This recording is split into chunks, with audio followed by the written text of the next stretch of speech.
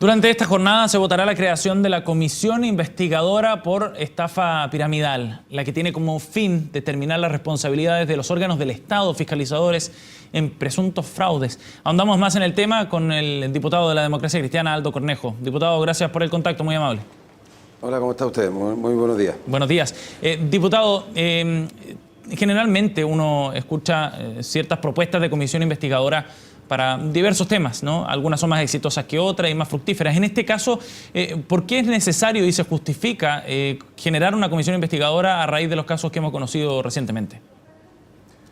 Bueno, se justifica porque en la audiencia de formalización, en primer lugar, el fiscal Gajardo, al alegar para convencer de la formalización al tribunal, expuso una serie de antecedentes que demostraban que algunas instituciones del Estado habían sido debidamente y oportunamente alertadas o habían denuncias oportunas respecto de la acción de esta empresa y que podía revestir el carácter de un ilícito penal.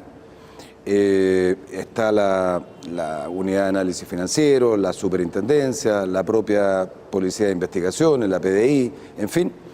Con posterioridad a la audiencia de formalización han surgido otras denuncias, otros antecedentes, que nos hacen pensar que efectivamente aquí ha habido de parte de algunos de estos órganos que yo he mencionado alguna actitud negligente para poder haber previsto con anterioridad la situación que hoy día miles de familias lamentan. Quiero decirle que desde que anunciamos el día domingo recién pasado la creación de esta comisión investigadora, hemos recibido diversos llamados de muchas personas de distintos lugares del país que nos entregan antecedentes que nos hacen pensar que efectivamente aquí hubo o pudo haber, eso es tarea de la comisión investigadora de parte de estos órganos del Estado, alguna actitud negligente que impidió prevenir con anticipación, como le dije recién, la ocurrencia de estos hechos que hoy día estamos lamentando. ¿Cuáles son finalmente esas entidades que podrían haber actuado y no lo hicieron a tiempo, diputado? Y en particular, a su juicio, con los antecedentes que están hasta ahora sobre la mesa, ¿cuál cree usted que es la principal responsable? Porque aquí hemos visto que se pasa la pelota de un lado a otro, desde el Servicio de Impuestos Internos, la Superintendencia de Banco, misma Unidad de Análisis Financiero, en fin. Y me gustaría saber su opinión respecto a quién era en puntual la que debería haber actuado con mayor diligencia. Mire, a ver, quisiera hacer una observación previa. Yo he escuchado en estos últimos días de parte de algunas personas que han hecho declaraciones, entrevistas, de que aquí el problema se produce porque nuevamente hay una falla, una omisión legislativa. Esta frase recurrente en los últimos tiempos a propósito de muchas cosas se está transformando prácticamente en una costumbre para eludir responsabilidades.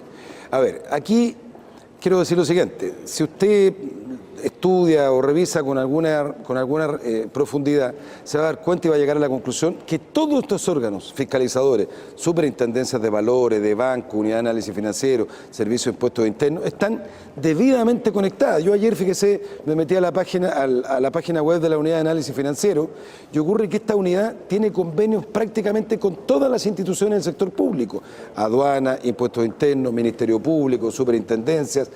Si usted lee los convenios se va a dar cuenta que el convenio fue precisamente para tener incluso funcionarios de la PDI conectados computacionalmente con claves secretas con la unidad de análisis financiero, precisamente para trabajar coordinadamente en las tareas de descubrir ilícitos en el ámbito financiero, bancario, lavado de dinero, lavado de activos, conductas terroristas, etcétera, etcétera. Entonces, a mí me llama la atención profundamente que si usted, Sebastián, tiene un movimiento en la cuenta corriente, en los meses hace depósitos superiores a los 10 millones de pesos aproximadamente, el banco está obligado a informarle a la unidad de análisis financiero que usted tiene ese movimiento bancario. Sí. Si usted compra un inmueble, está obligado.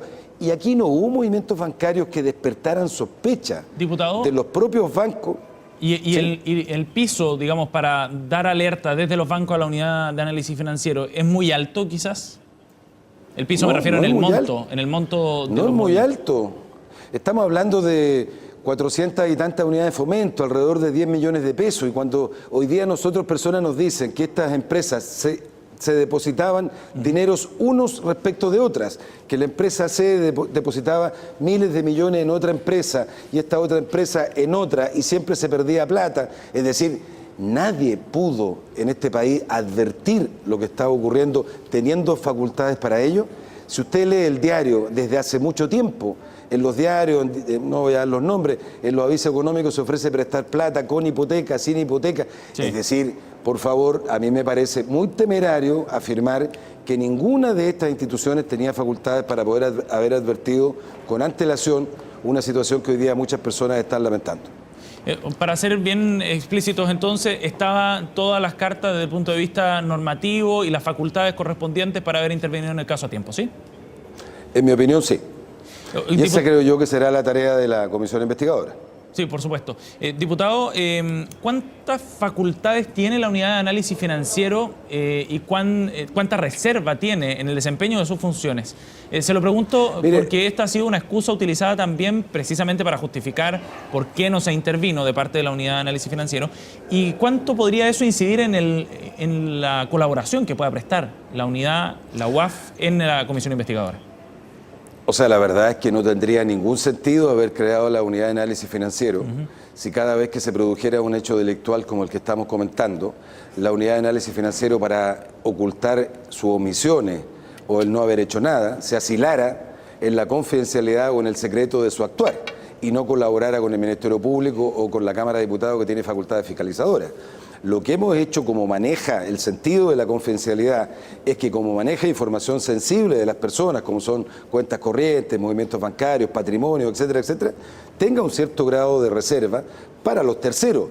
Pero afirmar que porque es confidencial la información que maneja, no tiene ninguna obligación de colaborar con el Ministerio Público o con la Cámara de Diputados, significaría reafirmar o admitir, cosa que me parece inadmisible, admitir que la unidad de análisis financiero, sus funcionarios están por sobre la ley, de modo tal de que la confidencialidad no es un obstáculo para poder colaborar con la Fiscalía, con la Justicia o con la Cámara de Diputados. A mí me parece que es una excusa que no tiene ningún fundamento y ninguna justificación. Diputado, ¿hasta dónde podría llegar esta comisión investigadora? ¿Podría eventualmente proponer o solicitar la renuncia de algunos funcionarios si es que se considera que actuaron negligentemente? O sea, no cabe ninguna duda que la Cámara de Diputados, las facultades que tiene desde el punto de vista de la fiscalización son para establecer responsabilidades políticas.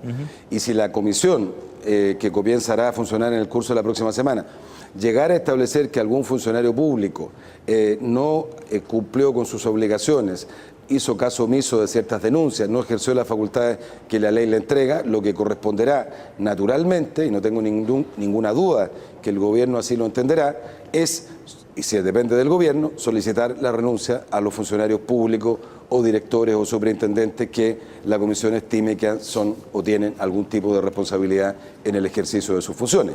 Para eso se está constituyendo la comisión investigadora. Nosotros no estamos constituyendo una comisión investigadora para restituir dineros, para perseguir responsabilidades civiles o penales, para buscar dónde está el dinero que no aparece. No, nuestra facultad y nuestra competencia es determinar si aquí hubo funcionarios públicos que no cumplieron oportunamente con las atribuciones que la ley le otorga.